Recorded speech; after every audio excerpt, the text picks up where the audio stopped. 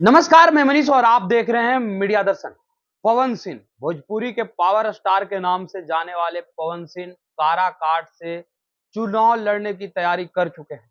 9 तारीख को वो नॉमिनेशन भी करने जा रहे हैं। लेकिन सबसे बड़ी बात यह है कि बीजेपी ने जब उन्हें आसनसोल से टिकट दिया और पहले तो पवन सिंह स्वीकार किए, उसके बाद उन्होंने आसनसोल से चुनाव लड़ने के लिए मना कर दिया।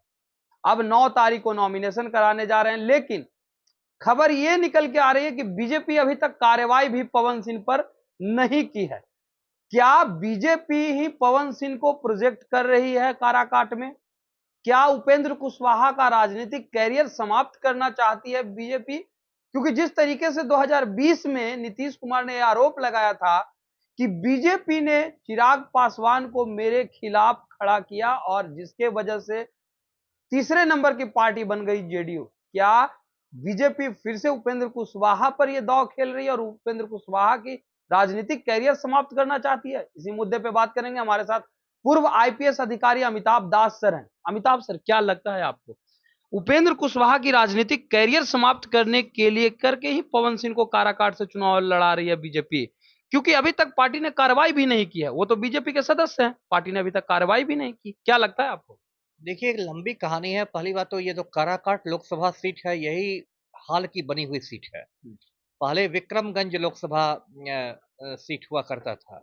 बाद में जब परिसीमन हुआ तो काराकाट लोकसभा सीट बनी। उससे उपेंद्र कुशवाहा एक बार रह भी चुके हैं। और अभी महाबली सिंह थे जदयू के, जिनका इस बार टिकट काट दिया गया। तो वो जो काराकाट की सीट है, वो एनडीए में जब सीटों का बंटवारा हुआ तो वो राष्ट्रीय लोक मोर्चा के हिस्से में गई। राष्ट्रीय लोक मोर्चा के जो अध्यक्ष है उपेंद्र कुशवाहा, वो वहां से खड़े हो रहे हैं। इंडिया गठबंधन ने वहां से भाकपा माले को खड़ा किया है। उनके प्रत्याशी राजा राम सिंह हैं, वो भी पुराने नेता हैं, जमीनी नेता हैं, उनके खड़ा किया। तो शुरू में तो लग रहा था कि सीधा मुकाबला इन्हीं दो में होगा। राजा राम सिंह भी कुशवाहा बिरादरी से ही आते हैं, तो शुरू में ये लग रहा था। अब अचानक पवन सिंह ने मुकाबले में आके इसको त्रिकोणीय बना दिया है। और पवन सिंह का भी देखिए इंटरेस्टिंग है। इसकी तो बहुत दिनों से गिद्ध दृष्टि आप कह सकते हैं आरा लोकसभा सीट पर थी, क्योंकि वहाँ राजपूत मतदाताओं की अच्छी खासी संख्या है। लेकिन वहाँ से आर के सिंह का खूंटा मजबूत है, तो इसको उखाड़ नहीं सके। फिर पवन सिंह को आसनसोल से भाजपा ने उम्मीदवार बनाया। उसके बाद तृणमूल कांग्रेस ने इन पर हमला बोला। फिर बीच में बहुत तरह की चर्चा रही। ये भी चर्चा हुई कि पवन सिंह ने तेजस्वी से मुलाकात की है, हो सकता है राजद से मिले, बहुत हुआ।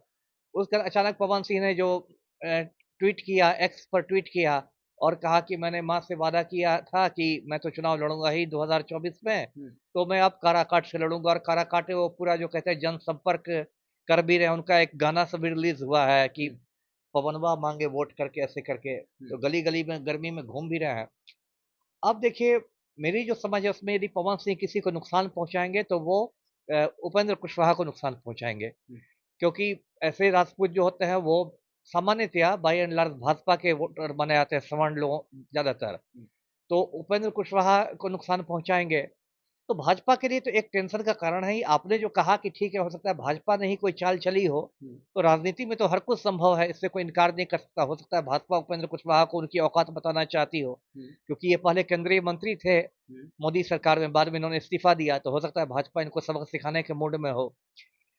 लेकिन कई बात है, बीच में ये बात भी आ रही थी कि जैसे मनोज तिवारी ने इसको मनीष कश्यप को जाके बैठा दिया पश्चिमी चंपारण में, नहीं लड़ने दिया भाजपा प्रत्याशी के खिलाफ।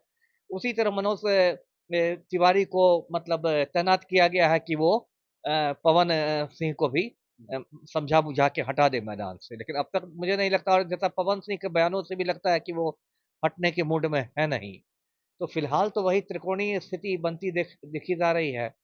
और इसमें मुझे लगता है कि राजा राम सिंह बाजी मार लेंगे कहीं पर। क्या जी। लगता है पवन सिंह के ऊपर कार्रवाई बीजेपी अभी तक क्यों नहीं की है? क्योंकि स्टार प्रचारक हर एक लोकसभा चुनाव में या विधानसभा चुनाव में पवन सिंह को बीजेपी बनाई है, सदस्य भी हैं बीजेपी के, लेकिन अभी तक उन पे कार्रवाई नहीं हो रही है।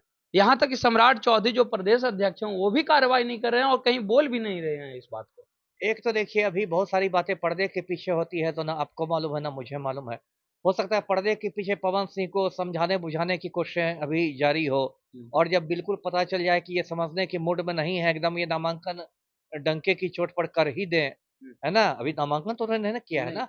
अभी तो उन्होंने मतलब अपना इजहार किया, इरादा घोषित किया है। तो हो सकता है भाजपा उसका इंतजार कर रही हो, जब लगे कि नहीं अब ये समझने वाले नहीं हैं, तब उनको अनुशासन की कार्रवाई की जाए, तब उनको पार्टी से निष्कासित किया जाए। क्योंकि कुशवाहा को भी तो दिखाना है कि हम ये भाजपा इसको बर्दाश्त नहीं करेगी आपके खिलाफ उम्मीदवार को, क्योंकि ये तो गठबंधन धर्म का उल्लंघन हो गया कि मतलब कुशवाहा भाजपा के सहयोगी है, उनके खिलाफ एक भाजपा ही खड़ा हो जाए, तो उसको तो निष्कासित करना जरूरी होगा ना। आरएलएम के तमाम नेता कह रहे हैं कि कोई डर नहीं है, जिस पे मोदी का हाथ रहेगा उसको डरने की क्या जरूरत है। पवन सिंह ने भी कहा है कि ध्यान न देवा विकास के काम पे, तब कबले जनता दी ही वोट मोदी के नाम पे। तो क्या लगता है कि डायरेक्ट उपेंद्र कुशवाहा पे कटाक्ष हमला करना और नरेंद्र मोदी के नाम पे ही सारे जो उम्मीदवार हैं वोट मांग रहे हैं, तो क्या लगता है उपेंद्र कुशवाहा को वोट मिल पाएगा इतना?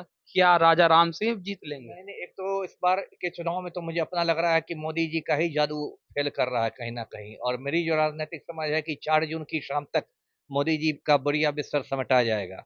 2 चरणों में जो मतदान हुए हैं उससे तो ऐसी ही खबर आ रही है कि मोदी जी की स्थिति कोई बहुत अच्छी नहीं है, वो खुद अपना टेंशन में है।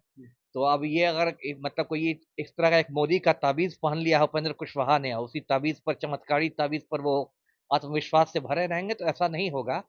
ये थे हमारे साथ पूर्व आईपीएस अधिकारी अमिताभ दास सर, जिन्होंने साफ तौर पे ये कह दिया है कि पवन सिंह के चुनावी मैदान में उतरने से कहीं ना कहीं उपेंद्र कुशवाहा को नुकसान झेलना पड़ सकता है। क्योंकि अगर बात की जाए तो कोयरी समाज से भी आते हैं राजा राम सिंह और उपेंद्र कुशवाहा भी, लेकिन राजपूत जो कि बीजेपी का वोटर रहे हैं वो पवन सिंह के आने से पवन सिंह की तरफ झुकेंगे, जिससे उपेंद्र कुशवाहा को काफी नुकसान का सामना करना पड़ सकता है। और हो सके कि इन दोनों के लड़ाई में राजा राम जो है वो काराकाट लोकसभा से जीत हासिल कर सकते हैं।